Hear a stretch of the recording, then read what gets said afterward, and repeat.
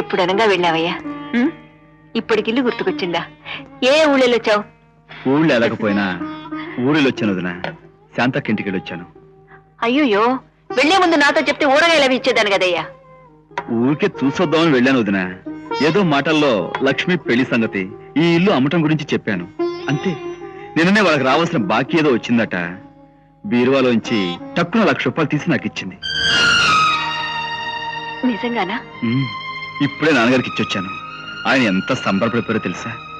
ఆయన ముఖంలో ఇంత ఆనందం నేను ఎప్పుడూ చూడలేదు వదిన. నిజంగా ఆవిడది ఎంత మంచి మనసు అయ్యా. సమయానికి ఆదుకుని ఈ ఇంటి పరువు నిలబెట్టింది.